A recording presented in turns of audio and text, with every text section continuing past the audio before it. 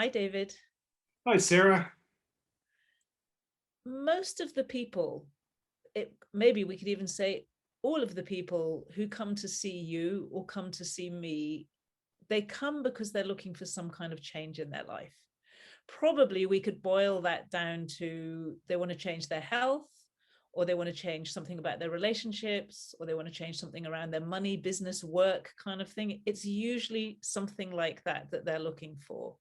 They might tell us all kinds of stories, hmm but people don't generally show up unless there's something that they're looking for. So I thought it'd be really interesting for us to explore from our different perspectives how change really takes place, how it takes place from the inner workings of the energy, and also how it takes place perhaps more from the outer workings of the energy, because it's going to take a bit of both. And I think that it's a very important subject because so many people enter a change process without really having any idea what's involved or how it really works, or what might happen to them along the way, and what might make them successful or not successful in reaching whatever it is that they want to reach. That's a very Also, complicated also how they end up showing when they reach us, because everyone's all been searching in different directions, and sometimes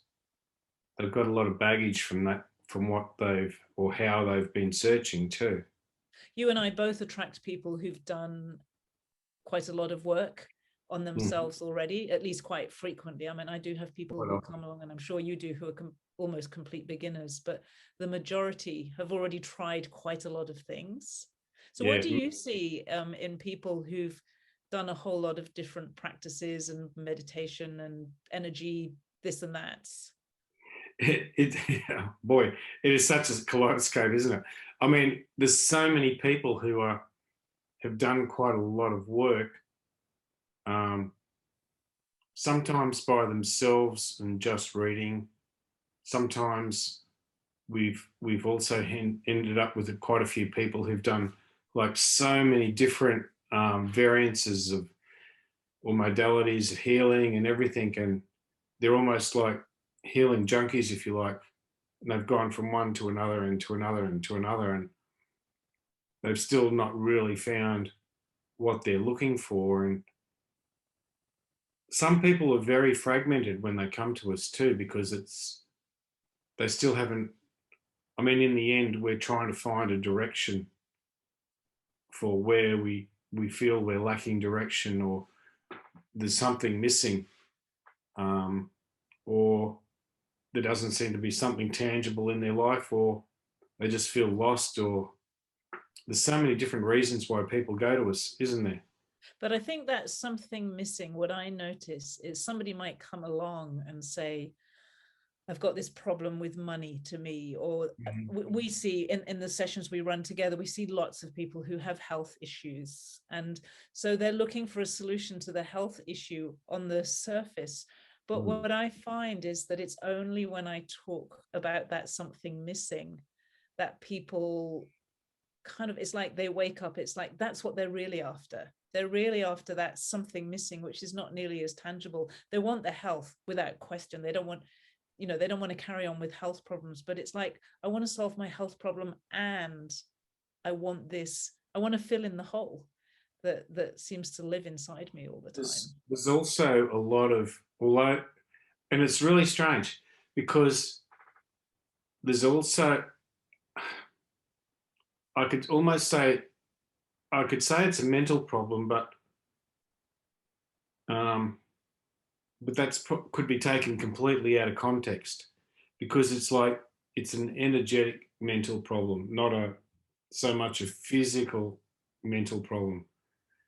It's where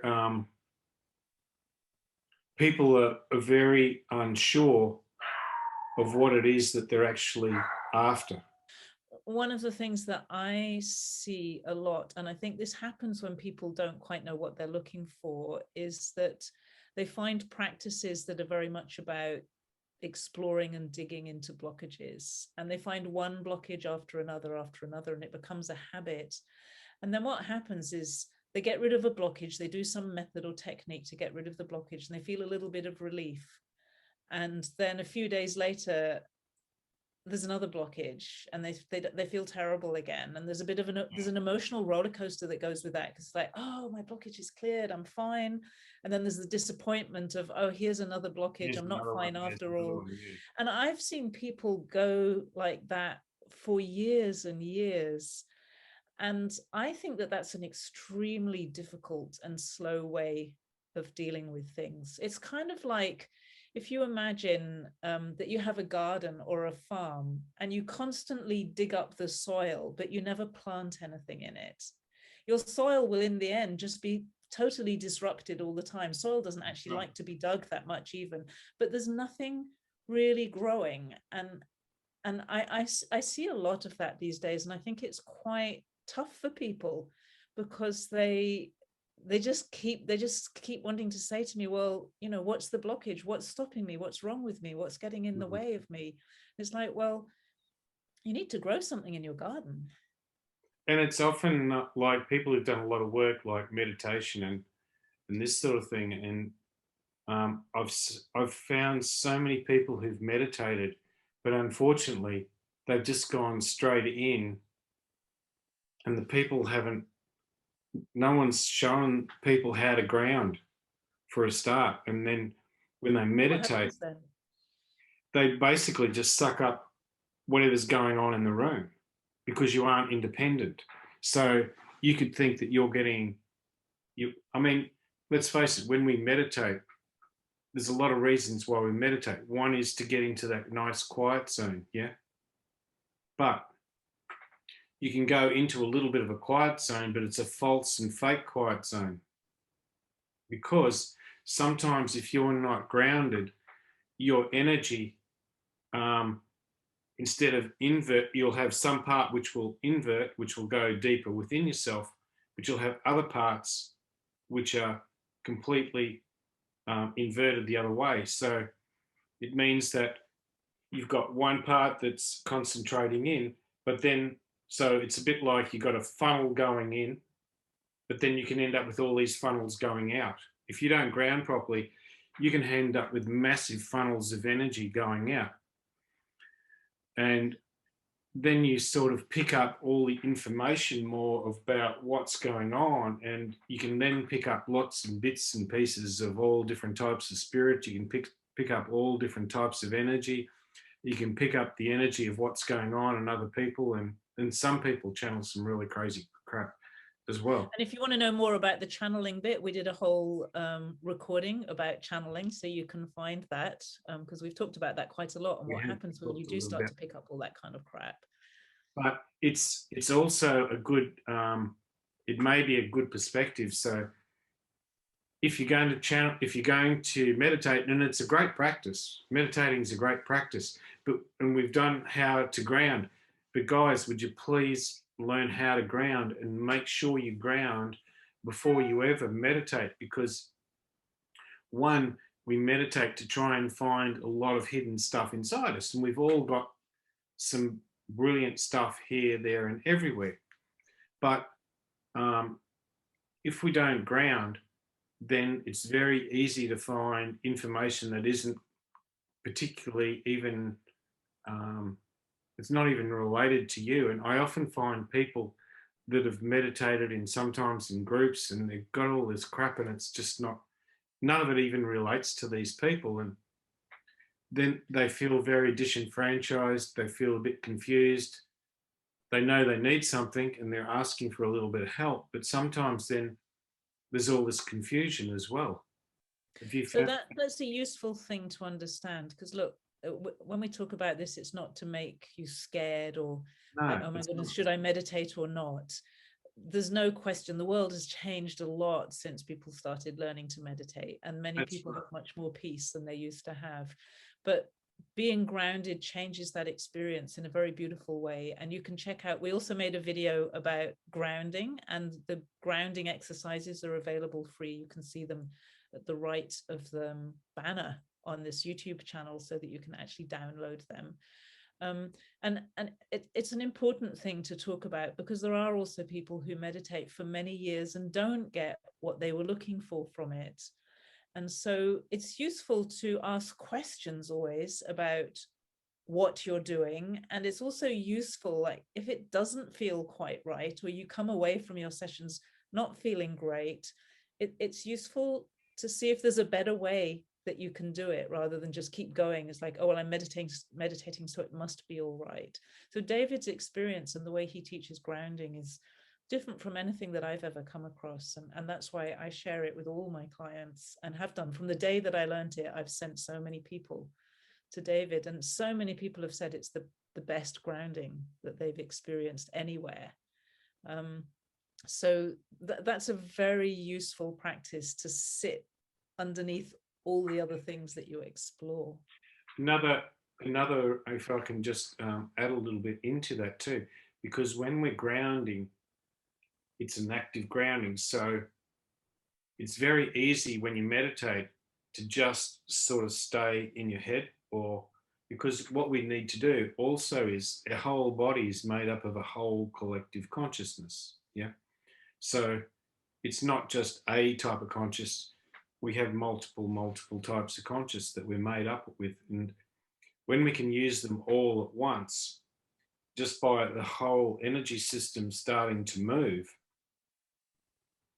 we find that we can actually access a lot more of certain information. And then as we meditate, our intuition and instinct sort of begin to slowly connect. And then once we connect to that, then this is just on a very basic level.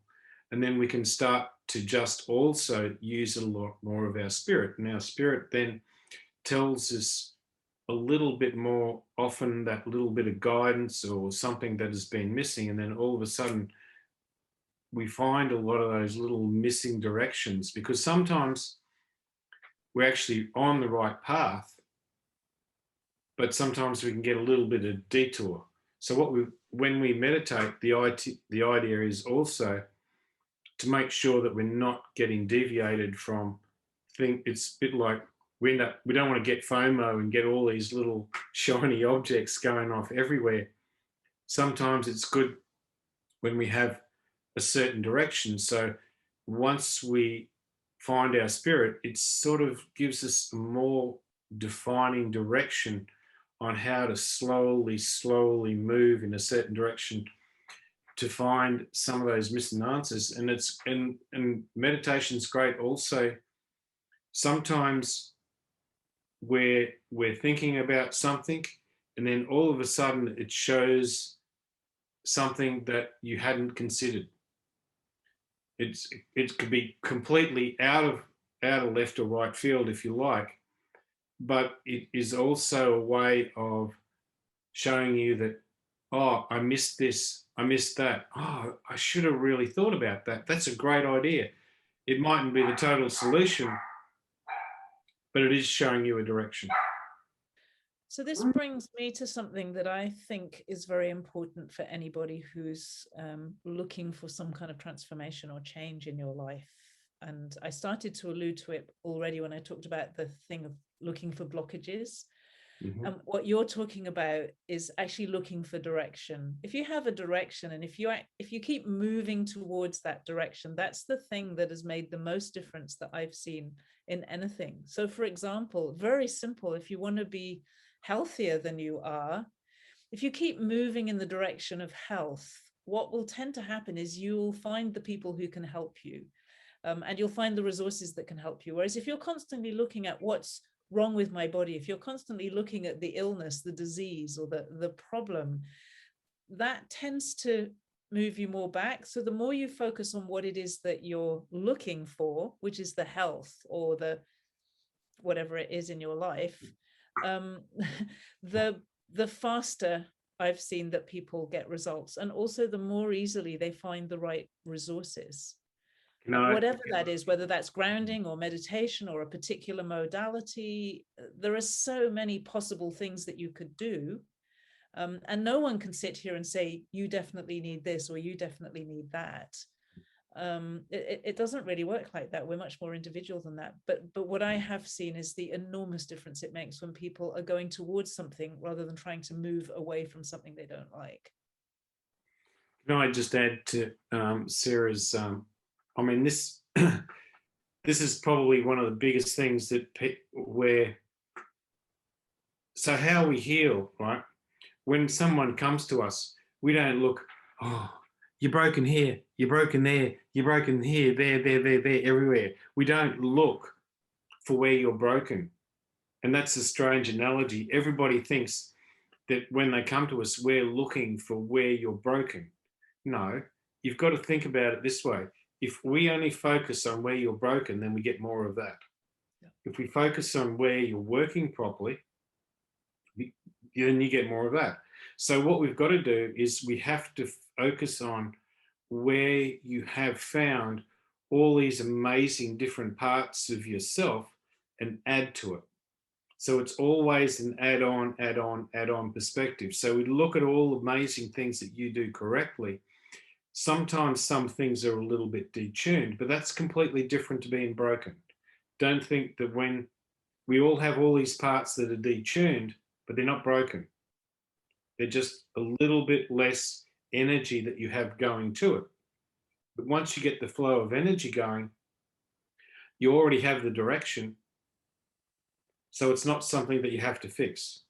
You know, you've got this amazing direction, which means that just by highlighting different parts and accommodating different little fractions of energy, different fractions of consciousness, as Sarah's saying, we focus on what there is and what's more tangible to actually create something, and we just slowly we don't focus on where you're completely and utterly broken. We focus on where you're absolutely working perfectly, and that allows you to use different types of a completely different type of energy, because the energy is very free, it's free flowing, and it just comes into you, which sometimes you're looking to improve something maybe more in your health, but then you might find something that is for a completely different reason, but that one can actually enhance your health, and something that you're looking for your health can actually enhance something in your everyday life. It's like everything's interconnected. So you need to basically use all these vast little types of areas. But when we focus a little bit on one, and we know that that part is all working perfectly, then you can value add to everything, because you're creating a wealth of absolutely everything. It doesn't matter what you're doing, you know, you're creating a wealth of something. That's the beautiful thing about working with energy, isn't it? It is. You unravel one bit, but everything's so connected. Your health is connected with your relationships, your money is connected with your relationships. And so whatever you unravel starts to unravel all the other parts, or re-ravel them, maybe in a better kind of ravel. I was thinking what's interesting is that you know, you were talking about how we look at people when we're a healer, in quotes. And I think the thing that, you know, because you could say, well, why do you need to see somebody at all? The thing that a good healer can know about you is that there are things possible for you that you might have given up hope on or not feel anymore, or you may have been told this isn't possible for you. And so just by being able to see that you're already working, you're actually a whole kind of working being already, and growing from there, things become possible for you that I see quite often people have almost given up on. They've given up on things because they've just been told so many times, so you can't do that, you won't be able to do that, that's not possible. And then when their energy starts to wake up and come alive again, it's like, oh, that is possible. Oh, I could do that. Oh, I could be something or do something or experience something that I didn't think I could anymore. And that feels really important to me. It's ultra important, especially for people who are a little bit highly sensitive, Sarah. Yes. Often their sensitivities are saying one thing, because highly sensitive people get, you know, you have these multiple conversations going on. We get our energy and our conscious, our spirit, our physical bodies, and all these are going all at once, and we're trying to figure out which conversation's going on at the same time. But then it can also say, oh, why would you do that? Yes. You can't The go and heavy do that. critic, the judge, there are Oh so my many God. voices in there that can Yeah, and like spam you. I had quite a few judgmental people in my life early on, and everyone was saying, "Why? Oh, you don't want to do that. You don't want to do that." Well, I had to be quite stubborn in a way, and made sure that there was a lot of things I didn't go into because I'd made my mind up. That's what I want to do, and I was lucky. I did get to do what I wanted to do, but sometimes, you don't. Just because somebody says, "Oh, I don't know why you'd want to do that," just because they can't get their head around. Um, Or just because because they're sometimes not you. Then they're you're not not, you. So of you're course not, they don't they're know not, why you'd want to do it, because you want to do it, not them. no. And I know I was very lucky in that I had some incredible bosses or mentors, if you like, and sometimes some of the conversations that we used to have, and they had nothing to do with even what the job was about. It's about life, it's about all different perspectives of life. And then you think, oh, hell yeah. And I know very on, I gave a lot of things a heck of a go. Like I never, if I was open to an opportunity, I never thought like, oh, I can't do that. Couldn't do that. No, I gave it a go because how you going to know unless you try? It's like it's not so much faking it till you make it sort of, but it's like you have an inner knowing that you can do something, and once you try, you teach yourself very quickly because your intuition and your instinct and your spirit sort of guides you a little bit once you go to something, and yeah, it's a little bit difficult to start with, and then all of a sudden you're doing stuff it's just like you've been doing it all your life, and then often you will have that experience. Wow, it feels like I've done this before or something I because think you're open. Sorry. this is really important for highly sensitive people, because I think we often have this longing to feel more alive, to have a kind of richer life. It's like we know that there's something possible, especially when we're rather detuned. It's really common for highly sensitive people to have a very strong sense of potential, and often a lot of frustration because it's difficult to reach that potential because we've detuned so much. So we're trying to be somebody that we know we could be, but with only half or a quarter or a fraction of the resources that we need to be that person. And so it makes you feel as though you're lacking, or you're not good enough, or you're not enough somehow, because in a way that's true. If your energy is switched off, you don't have the energy and the resources and the abilities you need actually to live into that potential. But that sense of potential, and especially I think especially for highly sensitive people, it's not about how much money do you make or about these kind of very external or very measurable things. It's about a kind of quality of life that might go with whatever achievement is important for you.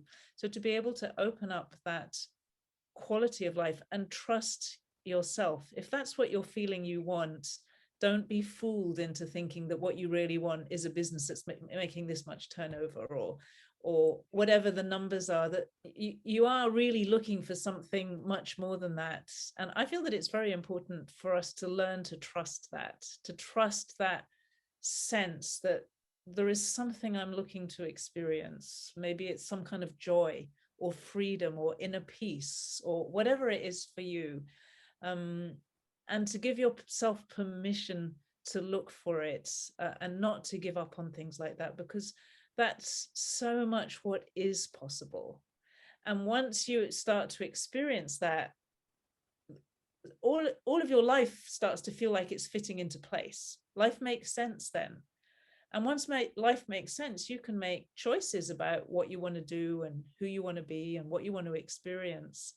And it's very different from that feeling like, oh, I'm cut off, I'm shut off, not very powerful. I want these things, but I can't find them. Nothing seems to work very well for me. It, that's a very significant change, and it's a very doable change. It takes some time and it takes some patience and some learning, but we can do that. We've also made a lot of earlier on, I was offered a lot of money to do certain jobs, and every time I picked something that I thought, oh wow, that's a lot of money, that'll really get me ahead. Every time, except for twice, it was such a mistake because I ended up hating the job, and I was only going to do the job just purely for the money.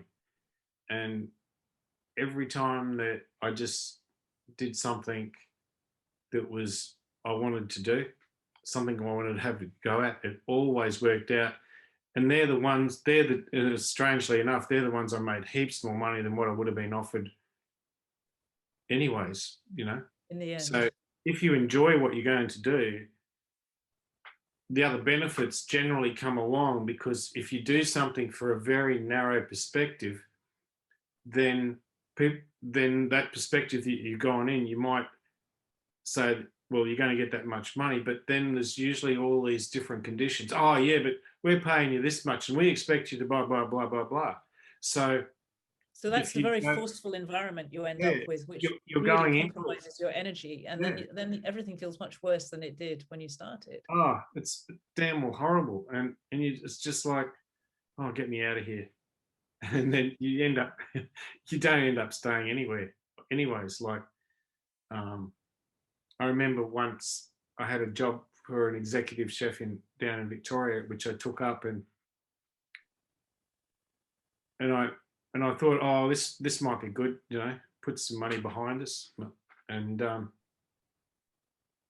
it wasn't very long that I was into the job, and I thought, man, this guy he was one of the most racist people I could ever find. He just wasn't a very nice person at all. Even his children had basically disowned him, and everything was all about money. There was nothing about the what you put in, what went out, and how your clients were all happy. It was only just about making money, and then there wasn't one heart. There was hardly a person when I went there who was happy with the job, And so and he said, why are you leaving? I'm offering you all this money. Can't you do it? And I said, it's not about that. I said, I just don't really like you very much. And he said, well, why are you going? And I said, look, you're absolutely an asshole. I said, I don't really like you. I can't work for somebody who I can't have, I have no regard for you whatsoever. I said, I just can't work for somebody like that. I have no respect for you whatsoever. And you have to have more and more people. Sorry. No, you're right. Keep going, because it's right. I see more and more people making decisions like this these days. More and more people who are not willing to accept really bad behavior or abusive behavior around them in work, and people making choices about work that are often difficult for them, because it often means they end up working for themselves or trying to start their own business, and there's a huge amount for them to learn. But there's dignity in it, and there isn't necessarily a lot of freedom in terms of time. We can think, oh, I'm working for myself, I'll have loads of time, I'll be in charge of my time. It's like, oh yeah, okay, actually you probably will have loads to do. If you have any work, you have loads to do. But that's okay. But there's a dignity and a self-respect, and also a sense of control of your destiny. And I just think these things are important, because I feel like many people have grown up in an environment where we felt that we had to subject ourselves to something in order to make money, or something because everybody said it's the right thing to do. And so many people are trying to figure out, is it okay for me to do what I want? Or is it even safe for me to do what I want? And that's very much a part of the journey of changing your life. And of course, when your energy is working better, it's much easier, because you're much more capable. You can do things more capably. Also, once you start to use your energy, then you start to enhance your consciousness. And we spend a lot of time in people making sure that they enhance their consciousness, which it just means you're after ethics in a way. So what do It's you not, mean by it's nothing. consciousness? It's such a big question. What is consciousness? I'm curious what consciousness is for you. Consciousness. Well, it is we do have a conscious body, and we have a consciousness in every single body that we have. But consciousness is also analytics. We have all these different compartments in our body. If you think of ourselves as a whole collective conscious, and we have to process all this vast amount of information each and every day. So it's making sure that you're actually in a conversation with yourself. Because if your energy is very fragmented, you can draw in the consciousness of other people quite easily. And it's very easy to just think that consciousness is just a thought pattern, where it isn't. It's not just thinking. Consciousness has vast analytics. It's like also connecting to all the different types of software that you have. I mean, there's so many vast things that consciousness does. It's the workings, it's not just a thought process. It's all the different energy workings that go on with it. It's how you find reactions and responses that enable you to do things, or there's actions and responses that tell you, that go back even to our intuition and our instinct. So consciousness allows us to, if all our conscious bodies aren't working, then it's very difficult to make a very simple conclusion, because it means that we've taken on the energy, we've taken on different aspects of everybody else, and then we can't even get the right direction for where all our information needs to travel. So we just drag all this energy up more or less to our head, and then it's very difficult then, because we haven't done all this processing before it gets to our head. We've got all these like tiny little mini processes that are all through our whole collective consciousness. So when you think of a whole collective conscious, think of yourself also as having all these tiny little processes that are throughout our body that are picking up things that are not just everyday conscious, but they're like in a subconscious or a subliminal conscious, in a spirit conscious, in an energy conscious, because there's a consciousness of energy that figures out but when you think of consciousness also, you've got to think of workings. Make sure everything is absolutely activating and making full cycles, because if our consciousness isn't making a full cycle, it'll end up making all these tiny little cycles like your energy, and then we get trapped into these little loops, which are like little habits and little behaviors. And then when we're locked in those, it's very difficult sometimes to see the bigger picture of where our energy has all this potential, because it's all moving, and sort of connect to it. And it's just like, instead of moving forward, we'll move backwards. So our energy can sort of then connect to more of what's happened in the past. It's like, oh, I got this far last time. That's as good as I can get. Sorry.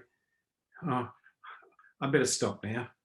But no, when we open up all these different little tiny cycles,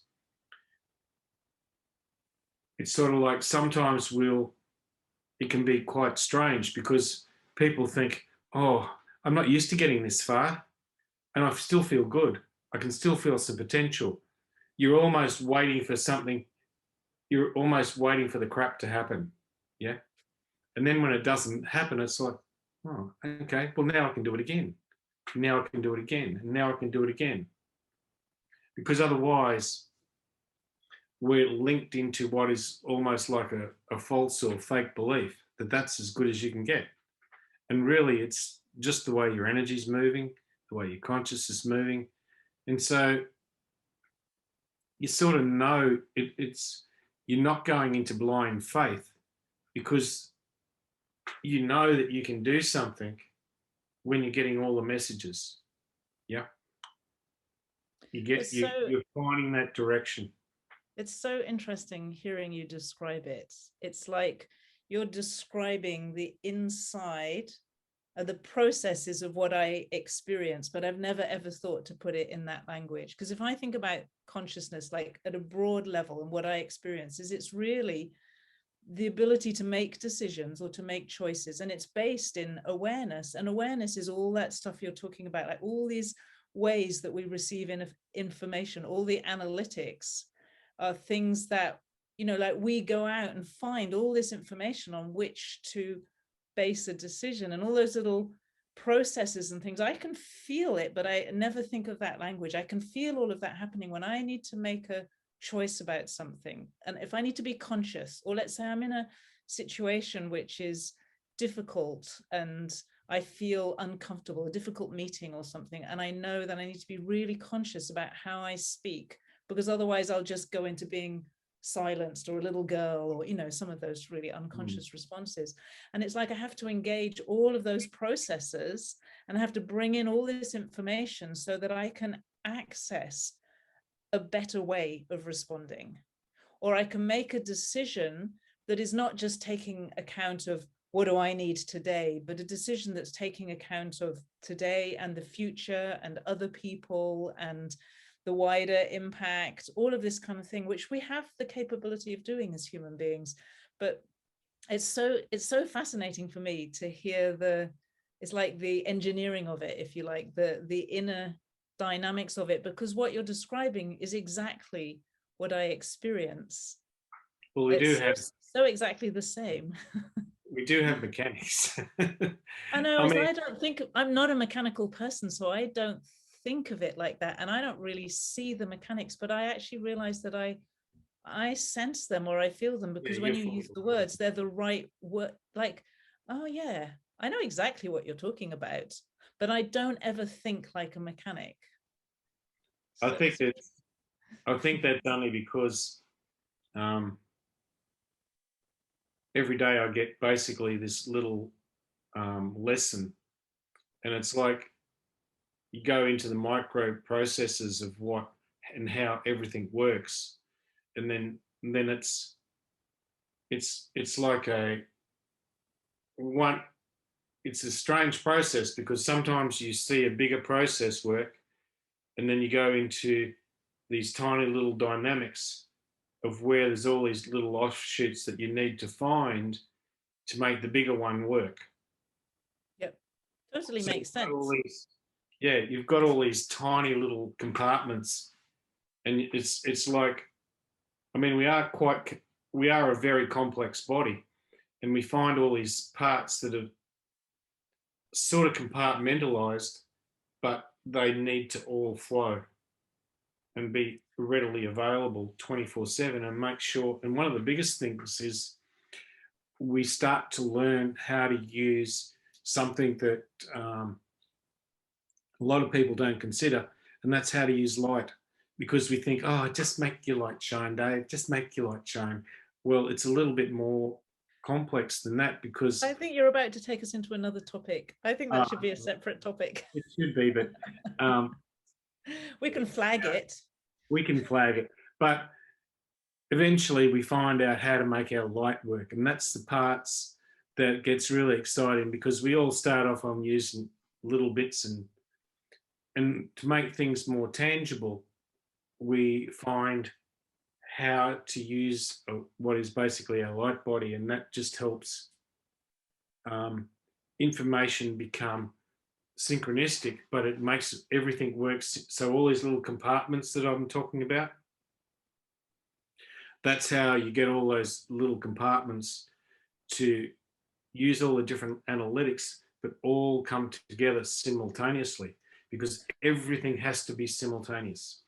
Okay, I'm going to stop it there, because I think that that's a great topic for another one. I Oh, want to it leave is. everybody hanging, hanging I for the know. light. I just did want to tell people that there's also some different areas that, because really what this whole segments and all these different segments that Sarah and I are talking about, we're talking about unconventional things, and we don't, some things are quite unconventional, but hell, they make a lot of difference, and they make the workings work a lot more quickly. And it's sort of, you get to a point where, hey, I can use this because of some of these things that they're just different and they're unconventional. But we've done a lot of the unconventionals because we didn't just follow what everybody else is saying. Oh, you got to do this, you got to do that, because we used our self-truth, and it sort of directed us in unconventional areas. But all those unconventional areas, sometimes we found not what we needed, but what we didn't need. And because we didn't need that, we open up this vast prospect. So sometimes, yeah, we're not just finding, oh, we've got a blockage. No, we're finding out areas of what we, or areas that we don't need, that energy, consciousness, spirit, whatever. So think of it this way: when we find an area what we don't need because it's other people's junk, and we've talked about that, how we've often, parts of us are outside, yeah, and then we suck up other people's junk, and that's another large subject. But because we found that unconventional area, we also know that when we make room in ourselves by releasing what isn't basically us, or our energy, our consciousness, whatever you want to think, then it makes room for you. Because although we're big and we're vast, and our spirit body's huge, it still has, and our bodies goes in little segments, so it has to make room constantly all the time for the inner workings. And as we make room for all these inner workings, then all of a sudden it opens up these big cycles, and all of a sudden it's like, now we're moving, now we're getting excited, because we start to feel the potential, we feel the direction, we start to sense consequences of what everything's going on, we feel different dynamics, and that's probably on a different level, but everything starts to move. And as everything moves, then we can make conclusions as to where our direction is heading, and we see the potential. But it's just a different way, and it's all unconventional, I know, but it works. I don't think I don't think we need to convince anybody, because it's kind of, somehow it's obvious. I think it's it is really once you obvious. start. So that's beautiful. That's a beautiful description of how, we started with a question about how change takes place, and we pass through consciousness, which is such an important part of that. I'm going to put the light and this whole part about the light at the top, so that we can record that next time and follow up on this topic. So thank you very much, David. I think that was really interesting. It's always fun talking about something that's a little bit unconventional, but it leads to opening up a lot of, eventually, it opens up a lot of joy for people, because as this all moves, and the biggest thing that people forget is information creates joy. I mean, it's a hard thing to get your head around, but the more information that we got going on, and I see it daily, when all of a sudden somebody's energy and conscious or some different part moves, and then you see a person who's just sitting there, they're contemplating about it, and then you see this real broad smile come on, and often people don't even know they're smiling. That's what's even stranger. And I said, and you'll say, do you notice that? Notice what? I said, have you got a smiling face? Oh, yeah, well, what about it? I said, well, that's opening up the joy, yeah, because information is joy. Thank you.